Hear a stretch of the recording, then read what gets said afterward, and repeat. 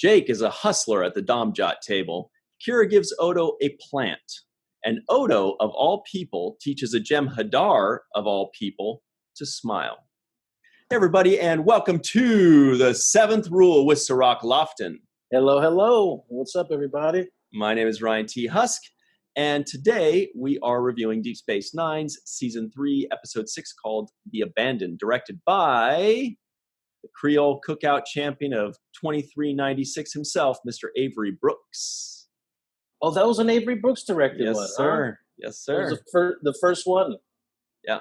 No, I feel like it was the second. I feel like we just had one a few episodes ago. Yeah, because it was one that he was hardly in. So he found one that he was hardly in, and he directed that one. This one, he wasn't in it a ton either. You know, it was a lot more Odo. It was a lot more Jem'Hadar and Bashir. But he was... It was definitely a Jake and his dad episode, huh? But we got no names for Nog, did we? I didn't get any Nog. I don't think so. I don't remember. Yeah, I don't think so. I don't think we got any Nog names. That's okay. I thought you were going to say... Oh, we're already going for it. Yes. This is like the highlight of our week now. Yeah, what are the intros? You know, the trivioids. Guess Ryan's trivioids. I thought, all right, let's hear your guesses. I love this. My guess was Jake has a date with a Dabo girl. Mm-hmm. Odo kicks the bucket. Oh, I wish. Hey man, come on! I mean, it was right there. And I'm like, Kira gives Odo a plant. God, I'm such a terrible... Okay, what's the third one? And Bashir got punched. That was... Okay, so that's your Kira gives Odo a plant one. Yeah, that was my regular one. But I kind of enjoyed watching Bashir get punched real fast. So for those of you at home wondering how right Cirroc is, just wait until the other side of our break later on. We'll go over all the quick trivioids, and we'll see how close we are there. Because there are a lot of good ones today. Deep Space Nine always gives us a nice poo-poo platter of just... Is that a thing? I feel like it's a poo-poo platter? No, I don't think it's a thing. Yeah, it's a thing, right? Tell us in the comments below what a poo-poo platter is. Right? I mean, like if the Dabo girl was like, hey, I love giving your son a poo-poo platter, you know, then Captain Sisko would be like, oh, that's wonderful. Yeah, it's a thing. It's like, anyway. It is a thing, I guess, maybe. But I don't know what it is. This was the episode, The Abandoned. Okay, so that's why it sticks out in my mind when as one of the episodes I remember recording. Mm-hmm. I guess now that you mentioned that Avery directed it, it probably adds more to it. I'm sure that that was probably the reason why I did better performance-wise in this episode, because I usually act better when Avery's directing. Because he's really good at giving me the right notes. I thought I was thinking about that, and actually right before we get to that, let me just say, I just Googled poo-poo platter, and would you believe when I typed in poo-poo, platter was the second guess that came up. But you know what was the first? Poo-poo pee-pee. Poo-poo pee-pee was the first guess, but it was poo-poo platter. So poo-poo platter is a tray of American Chinese or Hawaiian food consisting of an assortment of small meat and seafood appetizers. See, I knew it was Pacific Islander because they only have 12 languages in the Hawaiian, 12 letters in the Hawaiian language. And so when there are words that sound like that, it's usually Hawaiian. Anyway, so I thought about that Avery was directly directing you and your performance and making that whole thing happen. Do you ever remember any like little hints or secrets or trigger words that he would say that would kind of like unlock something in your performance? Most of it came from perspective, just kind of letting you know where we are, what your mindset should be going into this particular scene,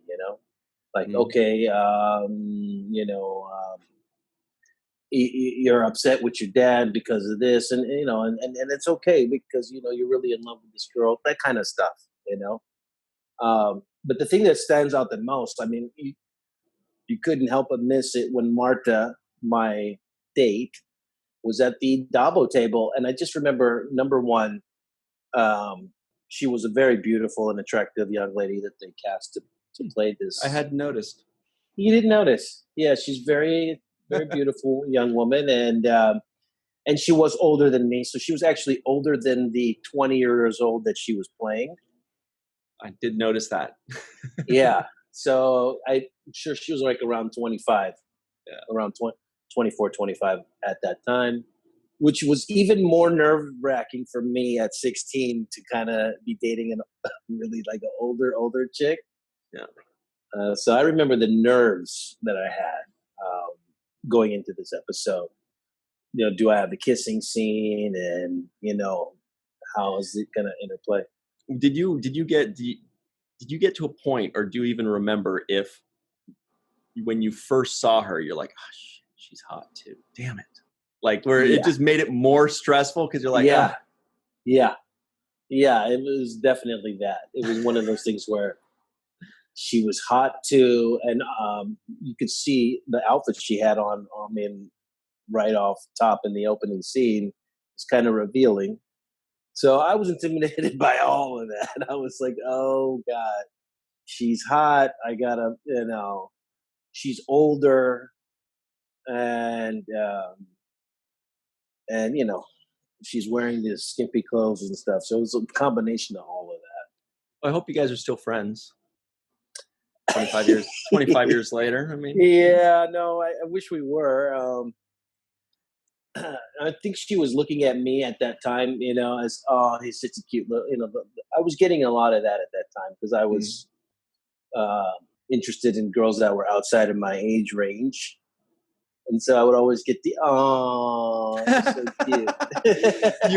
you were the Bashir on set, huh? Yeah. So I was always getting that. And this was just another moment like that. But I thought it was really good that Avery was directing this episode, and it helped me get over a lot of that stuff too. Mm-hmm. Mm-hmm. Yeah, I liked it. I will say though that she wasn't in any previous episodes. She was just mentioned, right? So I remember being surprised that she looked older than I expected her to, but that happens all the time on TV when they have like high schoolers being played by 30-year-olds or whatever. So you see this lady, and I was like, oh, she's older than I expected.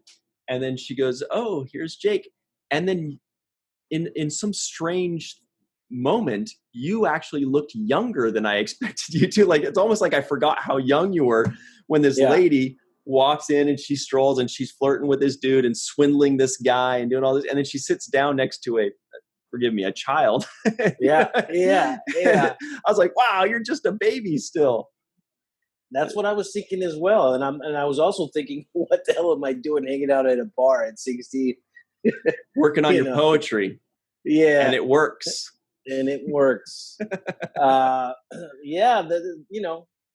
Jake plays the Dabo tables, that's where he goes looking for his dates. He's also a hustler at the Domjot table. Now, Domjot, I don't know if they probably didn't give you any backstory on Domjot. No.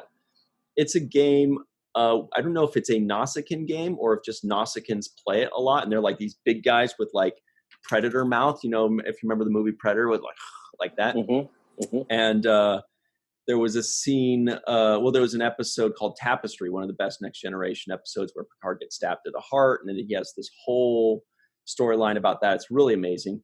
And actually, Marty, I think was her name, or at least her nickname, was a character that was mentioned in Picard later on. Like the one guy said he served with this dude who was the first officer of Marty, who was Picard's friend at Starfleet Academy. Anyway, getting away from ourselves here. The point is, he got stabbed in the heart because of a disagreement playing Domjot with Nausicaans, who are like these big, Klingon kind of oafs. And he would say like, "Play Domjot, human." That's a pretty good impression if you've ever seen it. It's pretty good. That sounds pretty good, actually. I actually sound like Rom doing it, but pretty good. Bigger than Rom. But anyway, so that's what it is. It's kind of like pool. And so apparently you're a hustler at the Domjot table, which I thought was awesome. I love that. Yeah, I kind of liked it. That's when I was like, hey, let me go check on the dessert and see how everything's going. I see a lot of notes this time. Did you draw any pictures? You know what? I didn't draw any pictures this time. If I did, it would have been of Marta, and I don't know if you wanted to see that at this in this moment here. I was playing tennis in my head, trying to decide, should I say Marta or should I not? You said it for me, so thanks. I like the line that Sisko says. I think he's talking to O'Brien, and O'Brien's like, "Yeah, so you got that date tonight, the dinner." And Sisko's something to the effect of like, "You know about that, And he's like, "Yeah, that's all Jake could talk about." And he says, "I think O'Brien's like, don't worry, you'll like her." And Sisko says something to the effect of like, "She's 20 years old dating my son. I don't want to like her." Right, that was the line. I loved it, and I loved that. It was just perfect. Like, I don't want to like her. And there was another great line between those two, but later on when he was okay with you walking around with her, and O'Brien says like, "Hey, you're okay with this?" And he says something like he's accepting it, and he was like, "Oh, what? When you got to meet her, you got to know her and realize you liked her?" And he says, "Well, no, I just got to know my son a little better." And that's I thought you were going to say something else. I like the line O'Brien said. He said 16 years old and dating a double girl. Godspeed, Jake. Godspeed, Jake. Good for you, son of a bitch. He's going to buy you your first cigar when you're 18. Yeah. He's like, I'm proud of that kid, boy. He's really making something of himself. No, that was great. That was a beautiful line because we all know exactly what was happening. O'Brien is like the everyman, you know what I mean? There's a scene. Yeah. There's a scene with him in Take Me Out to the Holosuite. I don't know if you know this, but he and Bashir are walking out of the game or to the game, and he says, "Hey, you want some of this? It's called gum." And Bashir's like, "What is that?" He says, "Back in the day, it was like this chewing thing, and they would infuse it with flavors." And Bashir's like, "Oh, really? What did you infuse it with?" And he goes, "Scotch." So that's the kind of guy that's saying, "Go get him, Tiger." Yeah. I'm chewing on Scotch gum. Yeah. Sounds good. Sounds good to me. Yeah. Anyway. It's funny because when they found that baby, those old baby on board stickers that you put on your car? Yes, on the back? Not on mine, but yeah. Not on yours, but you see them on the back. It's the yellow, looks like a caution traffic sign or something, traffic signs. But it's baby on board. So I was just imagining DS9 with a baby on board little. That would be hilarious, especially if it has like a picture of the baby with like the little Jem Hadar little thing that it had. Jem Hadar baby on board. Exactly. Yeah, exactly. There are a lot of weird things about this episode. Like a lot of, like the baby looked like a human, but with a stamp. And then as it got older, it started looking more and more like a Jem Hadar. Now, realistically speaking, they did that because they don't want to put a baby through 3 hours of makeup, obviously. You know what I mean? Right. But it was weird to be like, oh, it's a human. Oh, now it's a Jem Hadar somehow.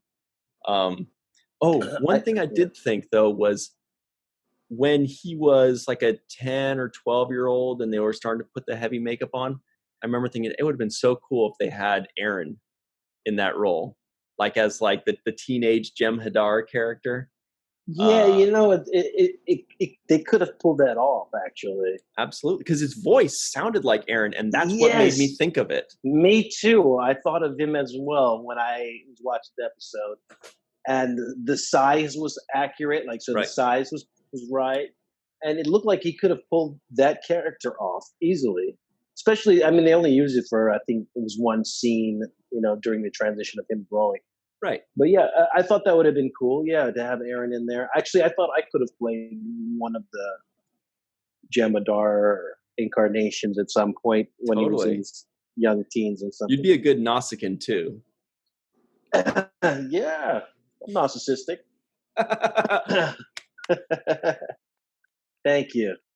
Thank you very much. I approve. A little wordplay there. I approve very strongly. Yeah. This one is like, there were a few weird things. I did like the interplay, though, in the beginning, the teaser with Quark and this alien woman that was selling him the junk. Yeah. Yeah. I love the wordplay between them. I love in some episodes, Quark really comes off as like a Casanova. He really looks like he's like he's a player, right? He's got the ladies on like on deck. Yeah, her name was Rio Naj. I don't think that they said it. I just looked it up on IMDb because I was wondering if she was going to come back later in the episode or anything like that. So I took a quick note. But yeah, Rio Naj. Too bad. It would have been cool. I wonder if we see her in any subsequent episodes. I don't think so. Because on IMDb, it just had one picture of her and it was from that scene. Meaning that's all they got. You know, and speaking of that, I'm glad you brought that up because I thought that the guy who was gambling in the beginning was somebody that we'd seen before. You know that alien? He's the one that lost all his money in the beginning. He had like ram's horns on his cheeks or something. Yeah. And I felt like it wasn't the first time we had seen him. I felt like I'd seen him before. So when they showed him in the opening scene, I was thinking, have I seen this alien before? You've got a keen eye. Oh, I'll tell you what his name was. Alien High Roller. Nice name. Alien High Roller. Sounds like a background character. Now, there was an episode, for example, when Quark was had competition for the casino. Remember the guy had invented this game and everybody was playing? I felt like he was in that episode, the High Roller. No, character. It looks like maybe a similar alien, but it was not. Well, it at least wasn't that same actor. Okay, but it may have been a similar alien. I don't know what kind of alien that was because he's just an alien high roller, generic alien high roller. Yeah, generic high roller. But the line that Quark says in the beginning, she's like, "Hey, are you in the mood to buy this junk? You know, I got a bunch of junk to sell you," and he says no, but I am in the market for entertainment. Yeah, that was so naughty. I'm like, Quark and Bashir really are he never stops. He never stops. But I think Quark gets more action than Bashir, though. He literally, at least he's got some ex-girlfriends that come up to him and slap him every once in a while. Because he kind of goes, he kind of looks for his ladies on the black market. You know what I mean? Like he's looking for fellow shady characters or different aliens or whatever. Whereas Bashir's trying to just hook up with coworkers, with like Starfleet officers and coworkers. They're like, "Are you serious? We're coworkers, dude. We worked. I'm your superior. We're you know." Did you get the memo? Totally different pool, totally different situation. Whereas Quark is picking up women at a bar, at an intergalactic bar. Right. Totally different. Right. It's totally different. It is. And they're usually nefarious characters that are selling him something on the black market or, you know, so he has that kind of a relationship with them. He actually enjoys the fact that they're just as mischievous as he is. They're like-minded. Like-minded, yeah. But he certainly gets more action. So far, I've seen Quark at least with 3, 4, 5 different girls that have, you know, had some kind of interaction relationship. Well, Bashir had that one lady that floated at him like this one time, remember? Remember that one? I remember Melora? that. I think her name was Melora. So it's like 7-1. It's still anybody's game. It's still anybody's game. There were a few things in this episode. You know, it's funny because they mentioned a couple of things when they were talking about taking the Jem'Hadar baby to the USS Constellation that was coming to pick him up. Right. And Sisko says something to the effect of like, yeah, he's going to be studied by xenobiologists and exopsychologists. Mm-hmm. And I was That's thinking, coming out on his new rap album. Yeah. yeah. So what it originally made me think of was, as of late, the word xenophobia has been really popular in the lexicon of language. And I hadn't heard of xenophobia before, you know, the last couple of years recently. That's something I recall studying 10, 20 years ago. I don't remember it being talked about at least as much as it is now. Xenophobia. And so here when they said xenobiologist, I was thinking, okay, so they have the xeno action. Xeno warrior princess. Yeah, and the other one was exopsychologist, and they use an exoskeleton when they talk about an exoskeleton frame. But I've never heard them say exopsychologist, which is another terminology where it's kind of this mashup of words that we're used to hearing with two different words that we're used to hearing kind of put together. Totally. And the effect that they used there, and I noticed the same thing, it was very poignant because they came up with big, long, medical, ugly sounding terms to really hit home the point that he would be going to a cold place, like a place that's scientific, a place that's cold, a place with big, heartless words and feelings and studies, and that it just does, just the feeling you get when you hear those words is not like he won't be going home. He'll be going to xenobiologist and exo, whatever it was, psychologist. And that was a really good effect with whoever wrote that line. I thought that was a really, really well-written line. Yeah, it really conveyed the fact that he was about to be put on display and be scrutinized in this kind of scientific level where it's not going to be him living a normal life. And that was one thing that, you see as the story plays out, Odo really attached to and really related to the fact that he would have this lifestyle of scrutiny, because I believe Odo had that lifestyle of growing up, not fitting in and being analyzed and, what is this guy? Who is he? And that was one thing that he didn't want to have happen to the Jem'Hadar. Right. Hang on. We're going to take a break in just a second here. But it does bring up something I also wanted to mention too, after you're done with your point, which may have been kind of like the most interesting part of this script to me, which Star Trek seems to do really well, specifically Deep Space Nine. But we'll take a quick break and we'll be right back with the Seventh Rule, which is this show that we're doing right now. Hey everybody, and welcome back to the Seventh Rule. It was just a couple seconds for you, but Cirroc and I talked about so much stuff during our break. It was loads of fun, by the way. I'll have you know. Sorry, but we know how to party on the breaks. Yeah. So here are the quick trivioids, the ones, all the options here, some that didn't make the cutting room floor. Rionaj was that lady you mentioned in the junk, and the reason you mentioned that, and I smiled, was because that was the one that I almost used but decided not to. So it's Rionaj says she thinks Quark will like this junk. She said, he's like, oh, what am I going to want with Joe? She's like, oh, you're going to like my junk. And I'm like, did she just say that? I got to look at that script. Was that embellished? And then Quark bought a child. Dax hasn't seen that look on Sisko's face since Jake stopped wearing diapers. I say diapers because it sounds like what old people say. Kira gives Odo a plant. Everyone wants to see Odo's quarters. Bashir and Dax discuss a key isogenic enzyme. Odo defeats people by letting them dive through him. Because like the Jem'Hadar dove through him. And then he was defeated. He was just like, oh, I can't beat that. Odo, of all people, teaches the Jem'Hadar, of all people, to smile. I thought that was pretty silly. This was that was a great moment too, when he was smiling, because Odo himself can't really smile that great. No, he's like, and the actor, those who are the Jem'Hadar, he was like, he's like a horse nibbling on a carrot. Odo's like, we'll work on that. I'm like, you need to work on learn to crawl before you can learn to teach, pal. The one that was the toughest not to make the top three was Sisko prepares his father's shrimp creole with Mandalay sauce. That just Mandalay Bay. It's just fun to talk about. The owner of Mandalay Bay, by the way, is a co-owner of the Golden State Warriors. Oh, little intro. Yeah. Jake writes some of the most beautiful things that Marta has ever read. Jake is a hustler at the Dom Dot table. Obviously, I chose that one instead of the poetry. Yeah. And Bashir becomes a drug dealer for a Jem'Hadar kid. Oh, kind of. Yeah, kind of.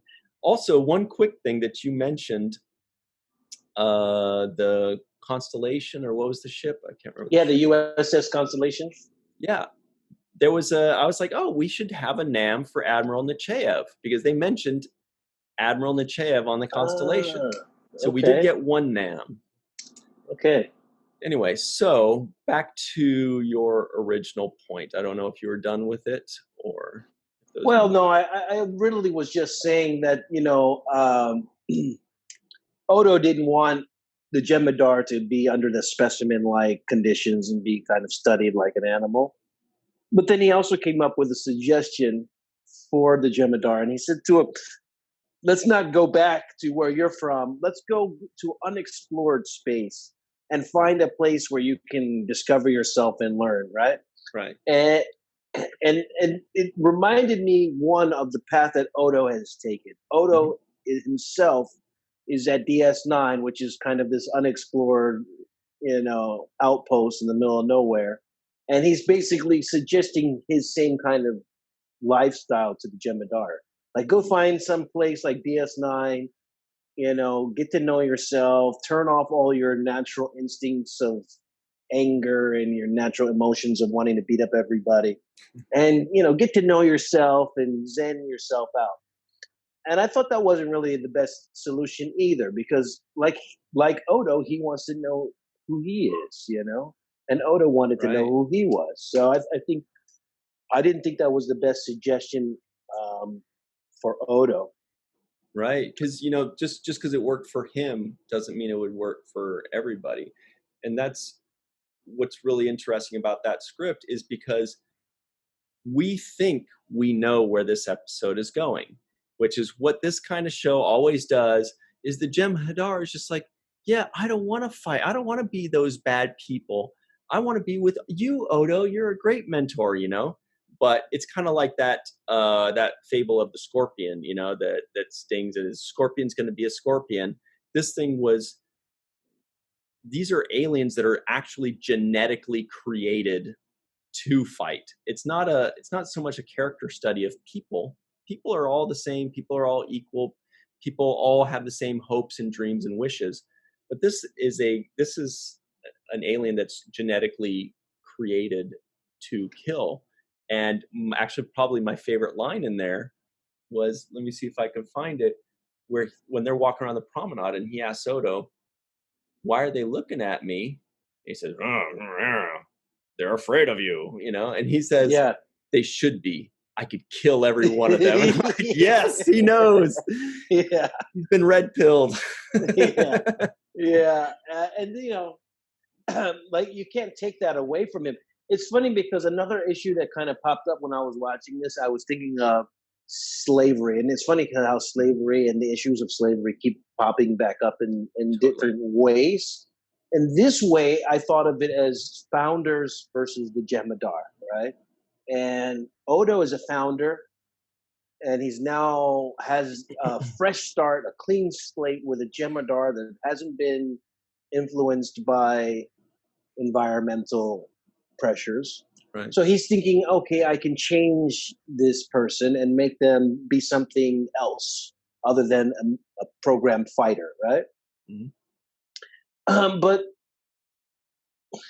the part that brings me to slavery is there, and even Odo mentions it. He says the founders programmed loyalty to the Jem'Hadar, right? So they said, well, why do you think you can trust the Jem'Hadar to be around you, Odo? Well, because I'm pretty sure that the founders programmed loyalty and that they would be loyal to me, right? So that was one thing that jumped out to me, because in institutional slavery, one of the things that is programmed embedded in the slaves is loyalty, right? If you stay loyal, and then you don't go anywhere. Now it's forced loyalty some ways. If you run away, we're going to kill you publicly, and so you're going to have to be loyal. So, but it's still programming loyalty. Sure. And the other thing that he says something about, it wasn't just the loyalty; it was one other thing. It was just basically, it was actually the drug itself. Yeah, the Ketracel White. We find out later it's Ketracel White. Right, and then that was another thing that Odo mentioned. He says, yeah, he's addicted to a drug. It's probably used for control by the founders.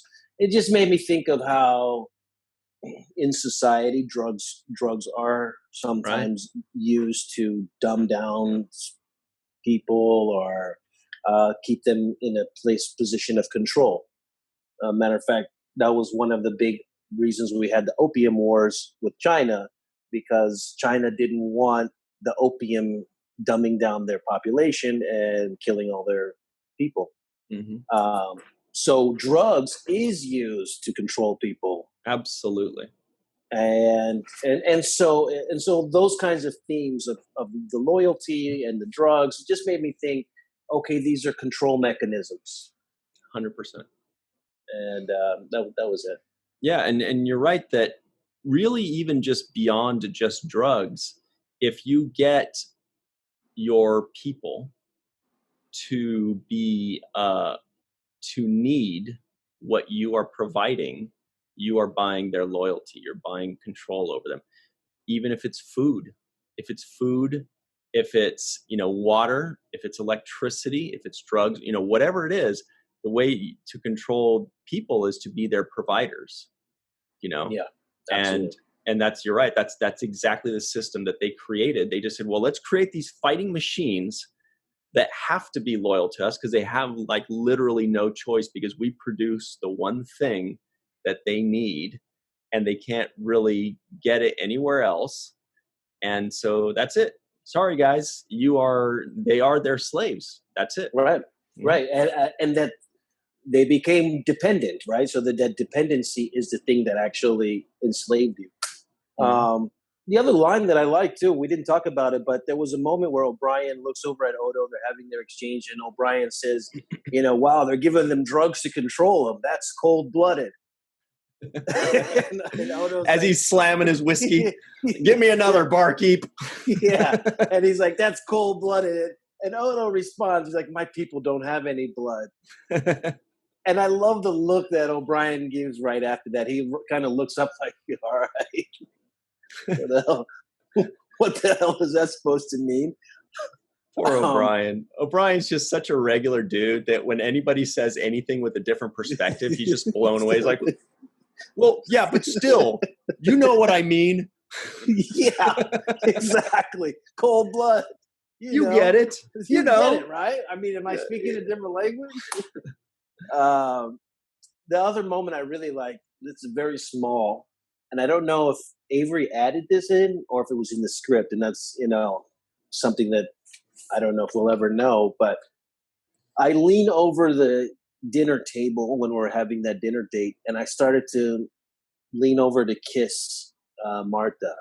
I like that you're leaning in right now, too. Yeah, I'm leaning in a little bit. And yeah. So I lean in to do the kiss, and Sisko comes walking from the back with the food, and he goes, right, because that's not actual dialogue. So you're right, that is something that could have theoretically been added by a director. Right. I don't know if Avery said, okay, now I'm going to be coming in, kind of like, this is your private moment. You think you got a long time. And you're like, should we be really kissing or not really? Can we practice? Let's rehearse this a few times. Yeah. No, that was solid.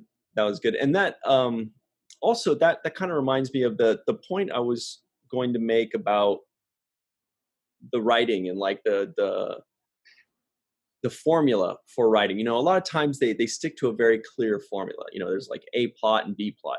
Every once in a while, like a few episodes ago, there's just one A plot that runs all the way. A Second Skin, I think that was just last week. It's just one A plot all the way through. That's it. There's nothing else to it, and it's a great story.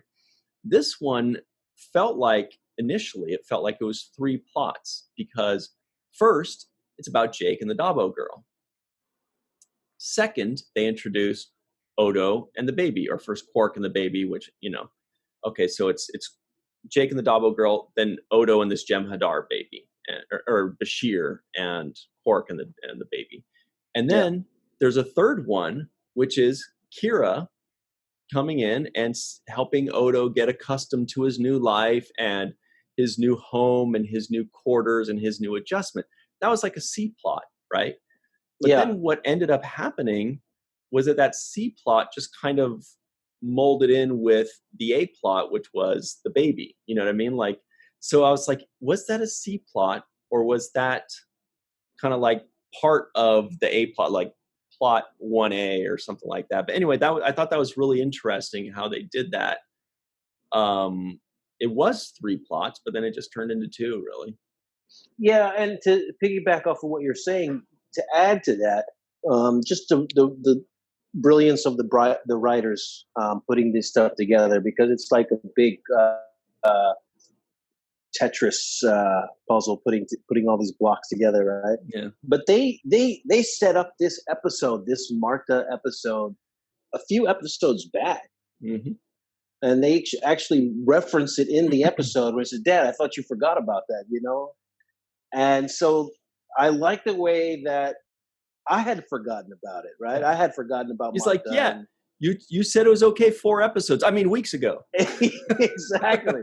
Exactly. So I like the way that they brought that thing back from 4 episodes ago, right? And this is what DS9 does so well. They plant something, the Jemadar, for example, the Dominion, for example, this, that. They bring it in, they touch it, and then they let it go. And then 3, 4, 5 episodes down the line, it comes right back in your face, and you're like, "Oh yeah, that was the thing that they were talking about back then." Mm-hmm.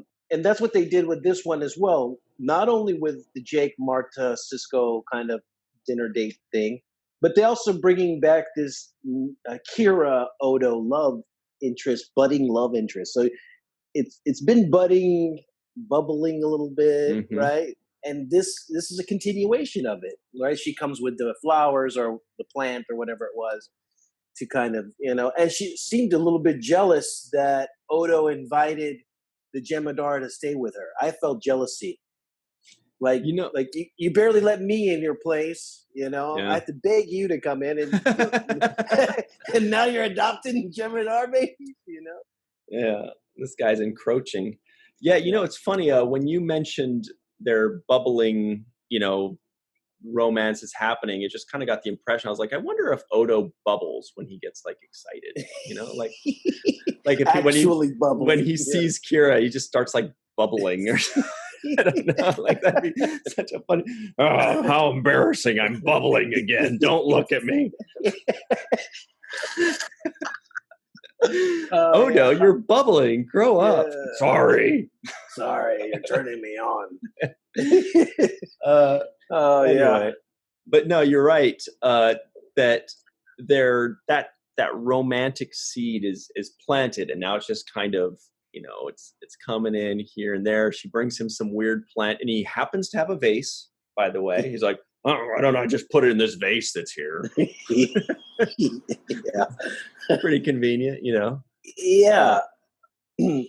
There was also another thing they brought up, and obviously these are, some of them are just plain on its face.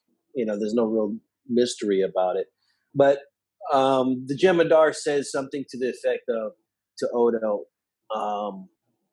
"I'm inferior to you, but they're inferior to me."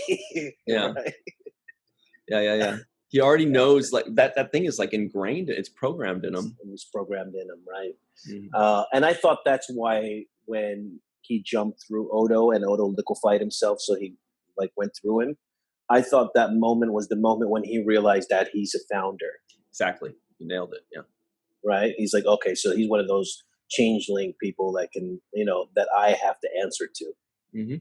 Yeah, and that's why my first thought when I saw that was, I was like, why did the guy act so defeated? He dove through Odo, and Odo's like, "See, I've defeated you," But then it became apparent that it's because his instincts or whatever kicked in, and he was like, "Oh, this is somebody that I need to be respecting. This is my boss or my founder or something that I'm supposed to follow." Yeah.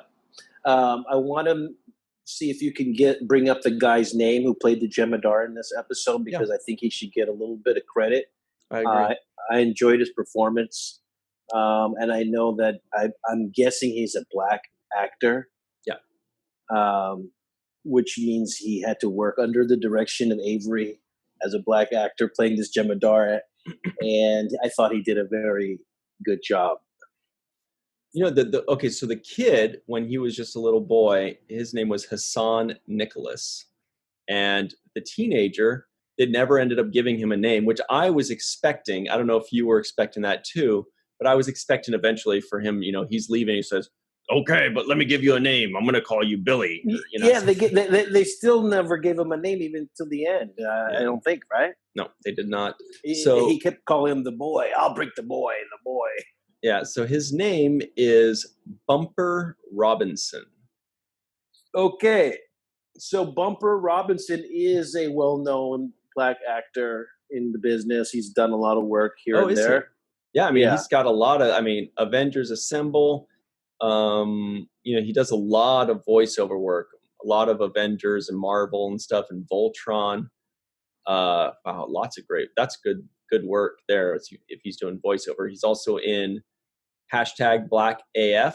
Kids know what the AF stand for. He was in Blackish, the game, lots of stuff. He's in lots of things. Yeah, Bumper's lots of voiceover. Wow.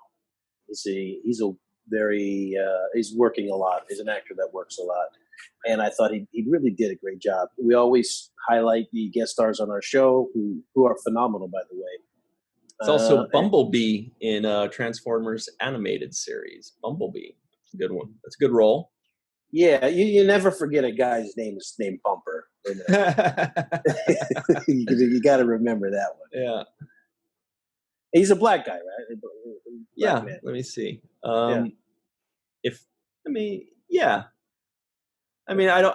Cirroc, I don't see color. Okay. Yeah. But if I did, I would say he would have a darker hue, yes. Okay, all right. And I would call him Bumper. He's. I just thought he did a great job because there were a few times when he was really giving it great one-on-one performances against Odo. And we all know Renee is, top of his game and classically trained.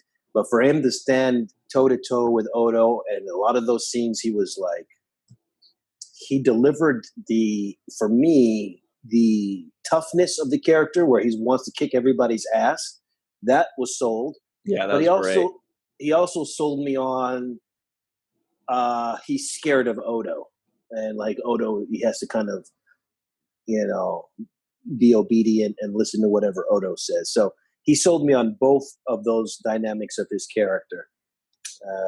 So I thought he did a great job. Hang on a second. I just found a picture of him on IMDb. Yeah. And I am just so happy I went through his pictures. By the way, he's a Lakers fan, so I don't know. You forgive him. I could try. But let me just pull up this picture. And you tell me if you recognize this TV series, because I remember exactly what this is. Oh, that's him. Yeah.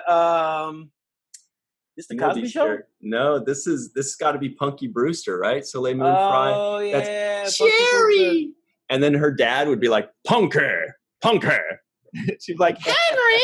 Punker. And then that was Sherry. Brandon. Yeah, there he is, man. That's him. Yeah. That's so cool. And he's obviously older now, guys. Yeah, that's not a current picture. But yeah, he was great, man. I thought he was good in this episode. I agree. And the way he walked too, like he had a walk of like he's ready to kill. Like he's like he wanted to kick. Like he was really feeling himself. Like that's right, I could take anybody on. When he's walking around. Yeah, like he's ready. Yeah. Yeah. The other thing, and this is completely out of left field, but it just another thing that crossed my mind when you watch these episodes. So many different emotions and stuff come through your head, and you're like, "Oh, that, this."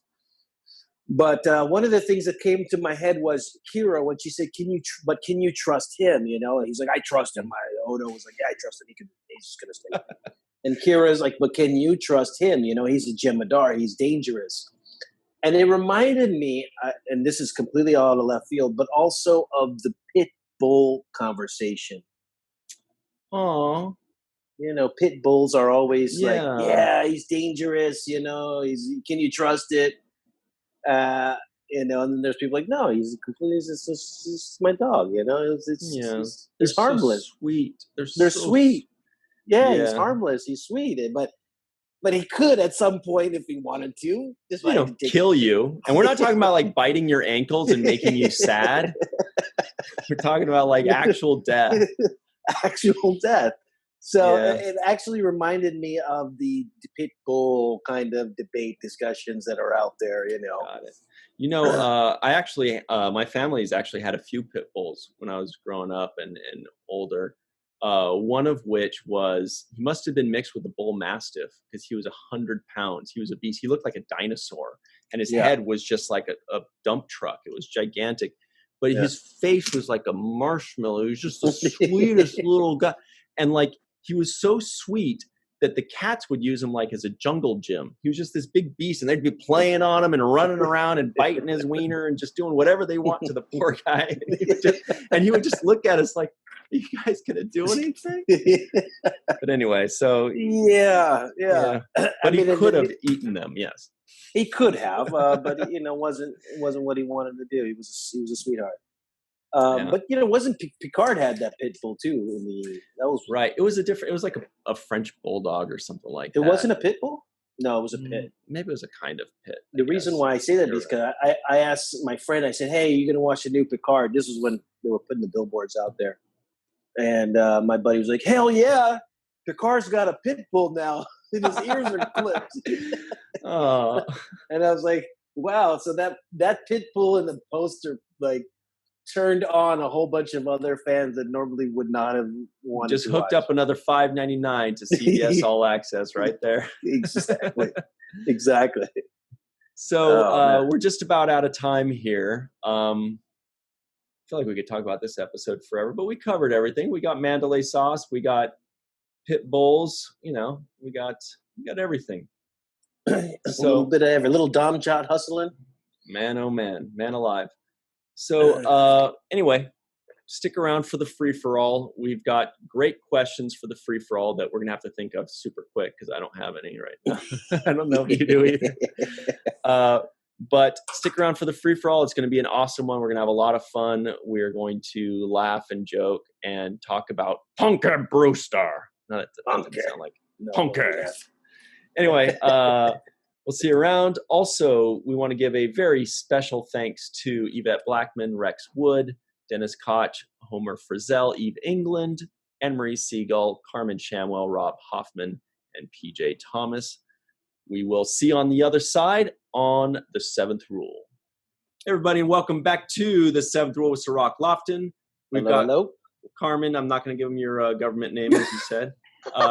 Carmen Skillet. Melissa Longo, Anne-Marie Segal, Rex A. Wood, and Commander Homer Frizzell. Oh, look at Homer's t-shirt. Yeah, what is that? Sid City? Is that Sidig?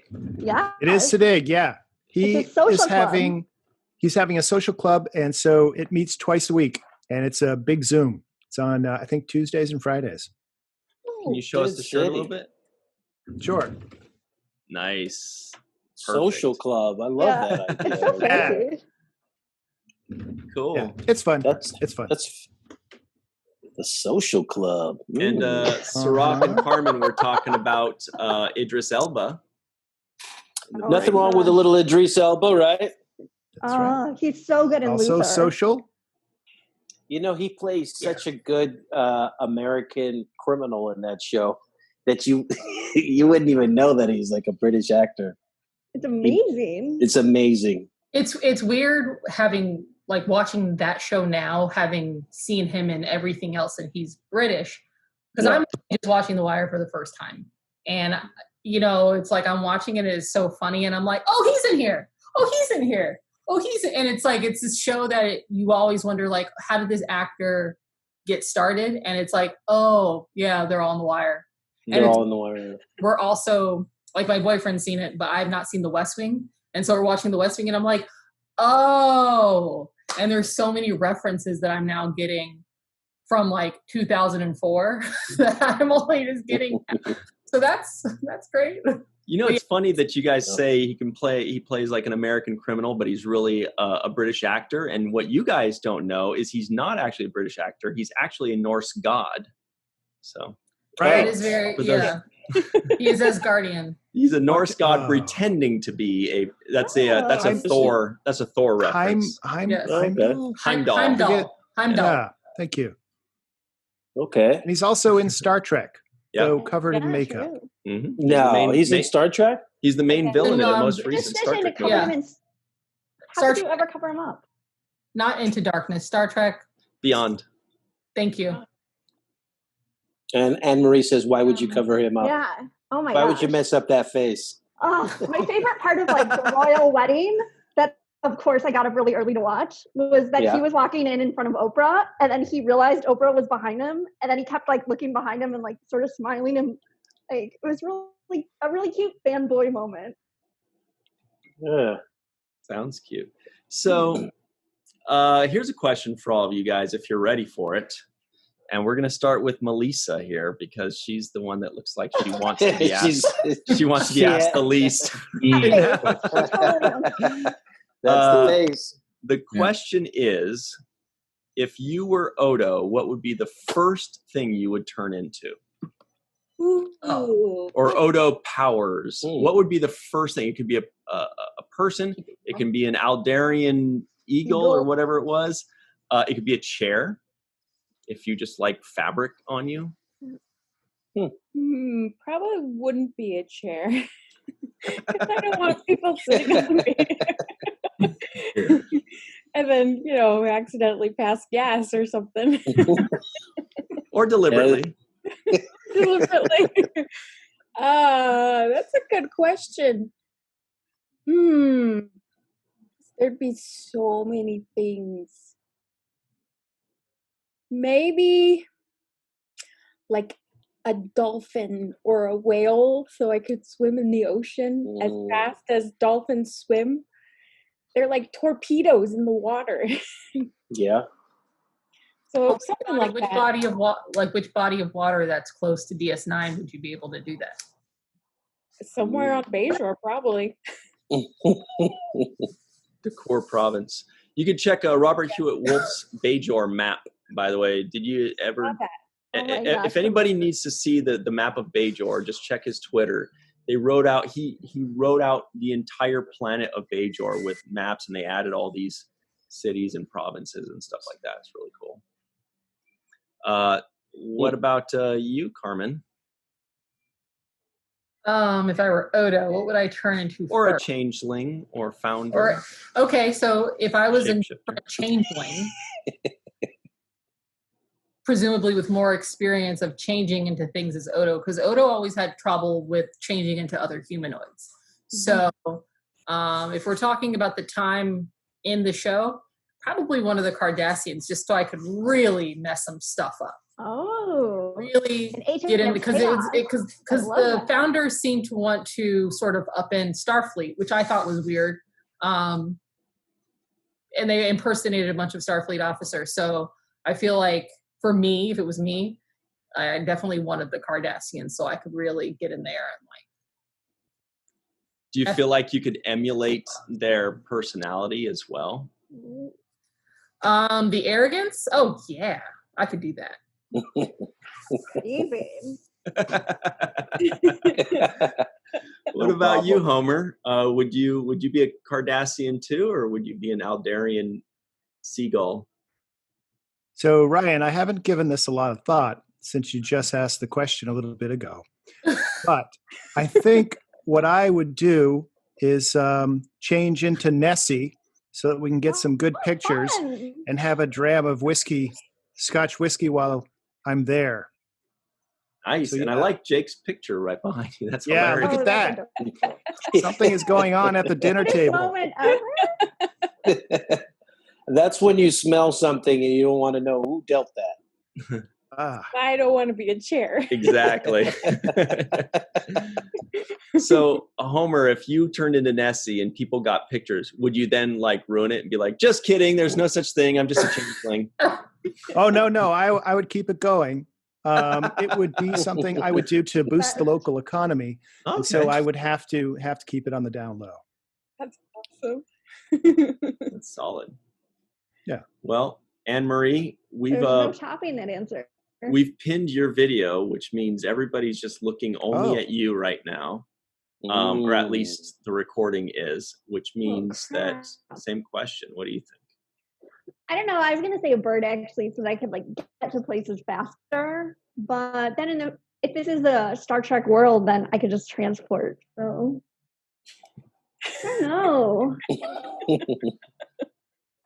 Maybe I'd be somebody in the Sisko family, so I could eat at Joe's Sisko restaurant more often. Mandalay sauce. You can eat there anywhere you want, and it's free. And it's free. That's true. I don't know. I have no idea. Clearly, this was not your question. I know. This was not the question I had prepared. What about Rex I'm A. Wood? stumped. Rex, can you top that one? Maybe. I don't know. Rex would be a Ferengi. Rex would be a Ferengi. Nice. Yeah, absolutely. I think that because I've got a lot of salesman in me and a lot of promotion in me, I would want to do that. I definitely would want to do that. I would fit right in making the money and doing the deals and everything like that. So absolutely. Ferengi. Rex. Yeah. A lot of single men on the planet too. They would expect you to create a new rule of acquisition. And what would be the Rex rule of acquisition? Wow. Let I me know. see. I know that. Nice that's even follow-up question. Yeah, it is a nice follow-up question. You're on your game, Ryan. Yeah, and he may be too good on his game. That's the thing. Thinking of a rule that maybe isn't taken at that point. High number. Never change a dollar bill. In other words, never give them their change back. I guess that would be a rule. Never give them back.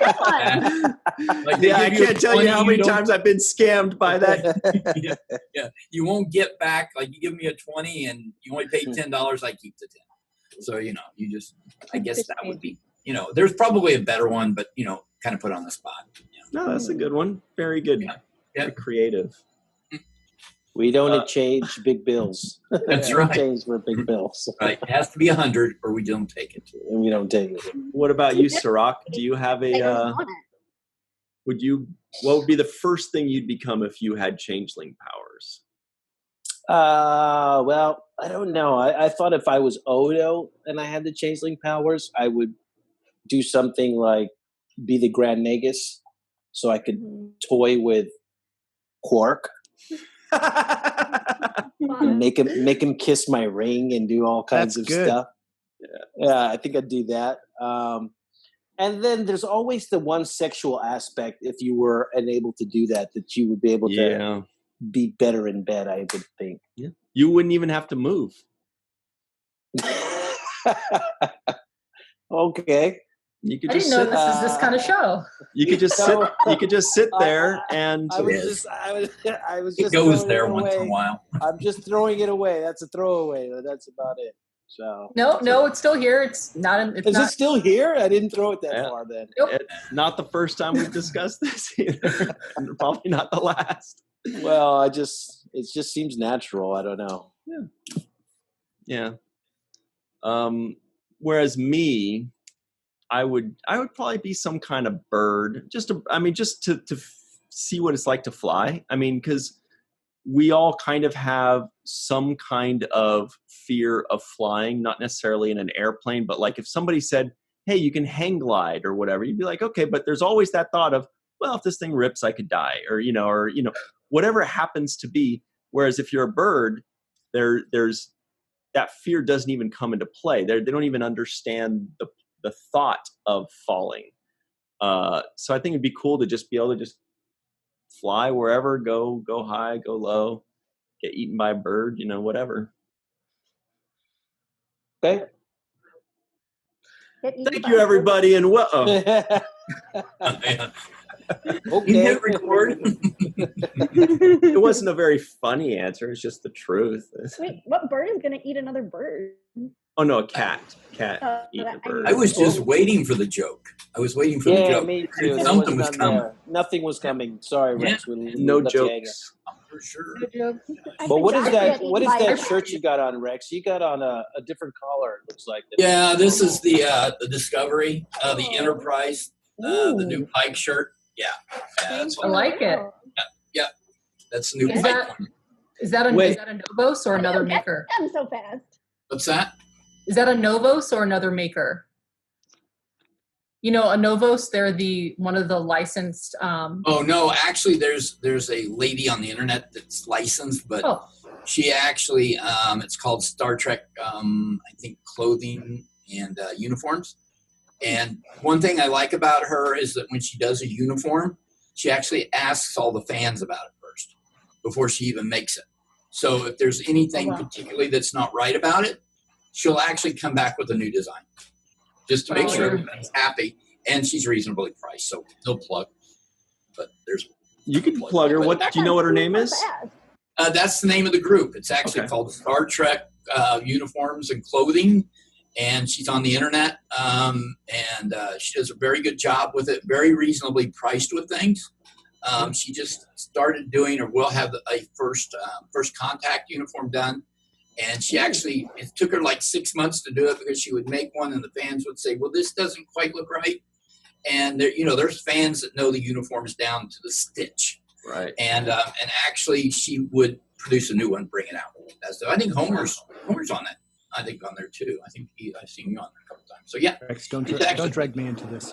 Anyway, it's a good site if you want something that's inexpensive and looks good and is decent quality.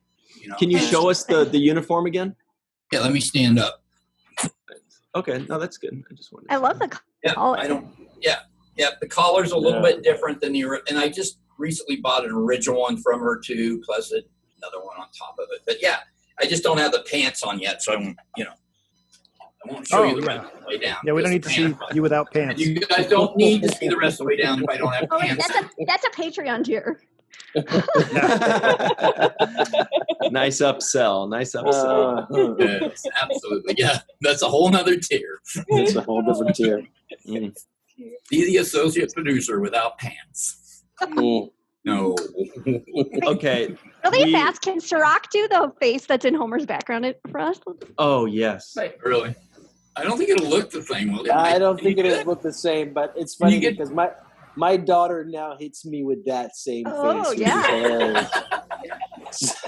So really? I'm on the receiving end of it now as a dad. It's almost like he's like. It's I got. It's almost like somebody just pinched you from behind too. You're like, whoa! Yeah, one of those kind of moments. I don't know. That's an early episode too. What is that? That's like first season. This is third season. I think it's episode 6. Not positive. It's called The Abandoned. Oh, that is from The Abandoned. Oh, that's the look. Oh, okay. So now I know exactly the moment that's from. That's the moment where Martha says. Yeah, that's where I'm dating Marta. Yep. And that's the moment where Marta says, "Isn't it crazy how people will judge you by your job?" And I look over at my dad, like, see, like somebody over here likes to do a lot of judging. Yeah. Right. Yeah, I get it. Awesome. That's the moment. Absolutely. Academy Award right there. Thank you. Right there. Thank you. And look, you just missed out on it by that much. Everybody calls me the Black Doug Jones. So, Do they? Cirroc and I heard that. Cirroc and I were talking about how Doug Jones sounds like the name of like a 6'2" wing player out of the G League that's coming up on a 10-day contract. And now, what do you guys think? Number 27. Yes, number 27. Doug. Half of you guys are like, I don't even know what you're saying. No, keep talking. This is how I learn about sports. No, that's not interesting. Well, this is how you learn about. And I'm sure that's the intent of the show. So not a good way. We got to go in a couple minutes, but before we go, I do want to go around and ask everybody this one question. Let's assume that all concerts, all audience kind of shows for like sports, all conventions, everything is done for 2020. And then let's say it's all back next year. What's the first thing that you want to go to once everything is back to full swing? Carmen, Whoa, that's you, Carmen. That's on you. You got the answer. Has to be you on that one. Yeah. Well, you guys, first of all, I run a convention. Okay. We are canceled for this year, and it sucks. And when is it next year? When was it supposed to be? It's supposed to be July 17 through 19. Oh, nuts. We're in the DC area. In Yeah. July 16 through 18 next year, but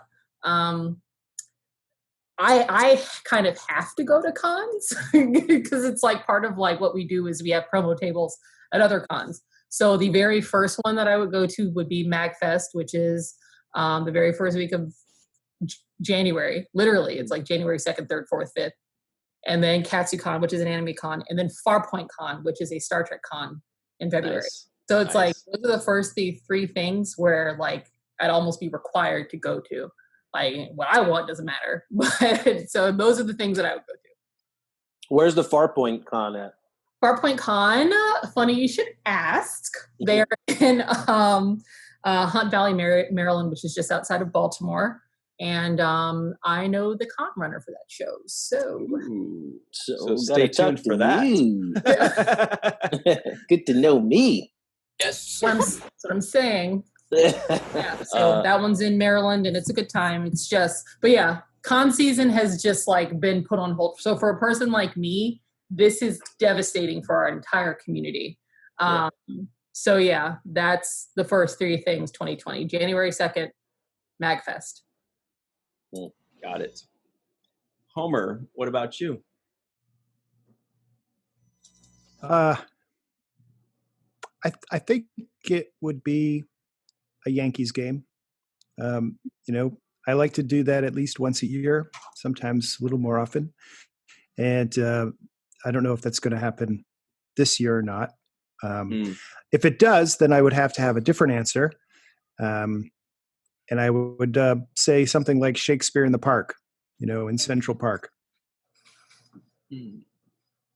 Poignant. Yeah. Sounds fun. I've never been. Anybody else been to Shakespeare in the Park? And Marie. been to Shakespeare in the Park. Makes me feel like an idiot because I never know what's going on. But I've been. I've been Yeah, to drinking in the yes. park. What about you, Melissa? What would be the first event you would go to once everything is back to normal? First event. I have no idea. I have no clue. Would it be music? Would it be theater? Would it be a convention? Not sure. BikerCon? Huh? BikerCon 2021? Symposium? Yeah. Isn't the Star Trek cruise early in the year every year? Maybe you'd do that. Yeah. I would love to do that. I don't know if that's in the cards for me for next year or not. That's always everything that happens is always a guessing game. I have no clue what is going to happen and what the first thing I would do. There's so many things that I would want to do. First thing that I want to do when I'm able is to use my SAG card. Yeah. It's, you know, I want to Not work. the best time to be an actor right now. No. Yeah. Right. So rather than an event, you want to get back to work. Yeah. Yeah, that's a good point. Yeah. What about you, Rex A. Wood? Well, I have to plan my events because of my job. So if it happens, which it should next year, wherever it may be, the Star Trek Las Vegas, wherever if they wind up staying there or somewhere else, definitely that, because there's so many of you that I need to meet in person. And so definitely that. So with me making plans, if it's later in the year, that gives me time to make sure those plans work. So that's what I would do. I would definitely do a big con, something like that. Yeah. Nice. Absolutely. That's a good one. Anne Marie, do you feel the same way, or do you not want to meet everybody in person? Sure. STLV, and I'm a come to me kind of girl, so I'll just be at Masquerade, and everyone can come there and say hi. But also in New York, for sure, the first thing I'm doing is going to sing show tunes at Marie's Crisis, the piano bar sing along. Marie's Crisis. It's so fun, and you can sing along virtually every night at their Facebook group, which is called Marie's Group, like Marie's plural, no apostrophe. Super Okay. fun. And you never what celebrity will be there or like Broadway star. It's really fun.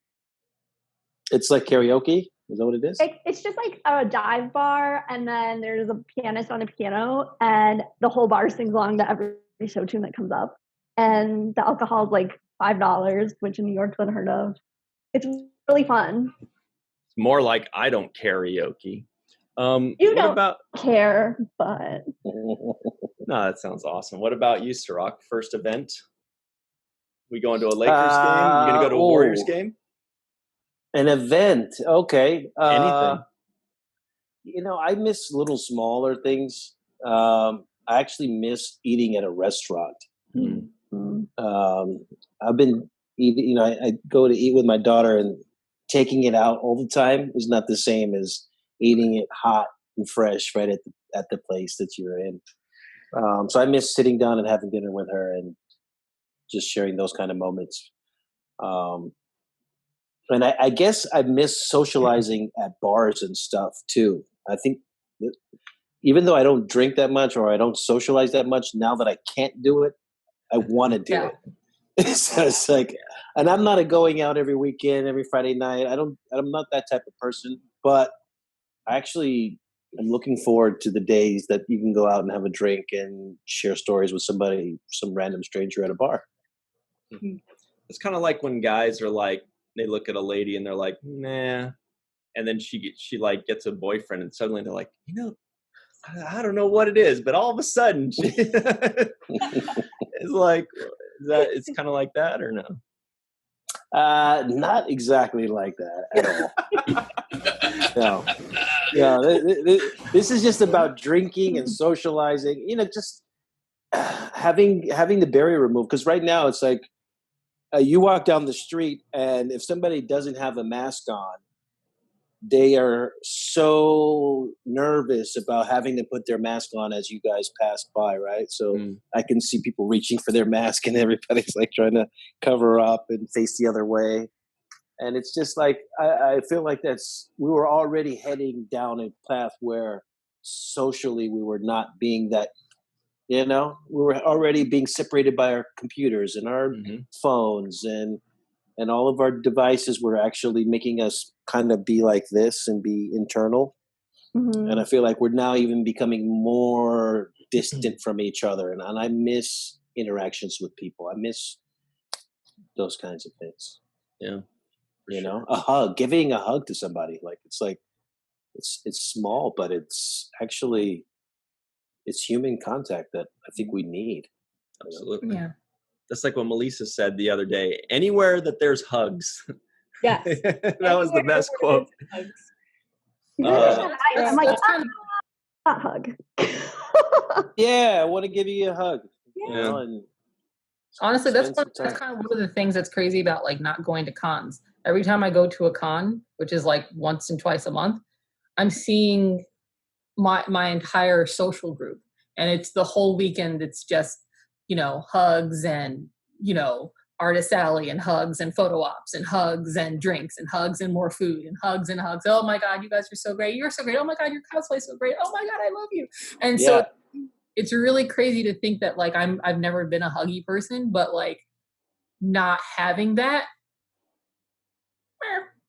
See, you guys know you want what you can't have. Yeah. I'll close it out real quick. For me, it'd be Star Trek Las Vegas, of course, when it reopens next year. But of course, it may not even happen. It might not be at the Rio, might not be in Vegas. It may never happen again. But if it does, it would totally be Star Trek Las Vegas. And Cirroc, when you were telling us your thing, it made me think, I wouldn't mind going to some shady ass pizza parlor. And just, you know what I mean? Awesome. Like not one that's like Round Table or Domino's, but just one that's like a ma and pa thing, with a couple video games in the corner and with like $12 pitchers of beer, and it smells like pizza when you walk in, and just kind of hanging out with a few buddies and having pizza that's probably not healthy, but who cares? Exactly. Nice. It's kind of the small things that you do every day that you take for granted. You miss them when they get taken away from you. And I actually really hope that we get back to normal and not to this like 6 foot away thing, because even if it comes back, conventions next year, for example, if you have to be 6 feet away from everybody, and I don't know how are photo ops going to work, how are autographs going to work, how are just meeting people going to work. I mean, half the time I just give hugs to people, and socialize with them. So if that aspect is removed, then it's going to be, we might as well just be in like a Zoom chat like we're doing now. Yeah, I agree. Cool, Behind guys. a plexiglass wall that says, "Do not feed the celebrities." Yeah, they're gonna put us in a plastic plexiglass bubble. Bubble boy. You can be bubble boy. Go around in the bubble. Moops. Exactly. Moops. Yeah. Seinfeld. Anyway, thank you all very much for joining us. We got a couple things to discuss as soon as we stop recording. And thank you guys for, being part of this awesome free-for-all. We'll see you again real soon, everybody, on the 7th Rule.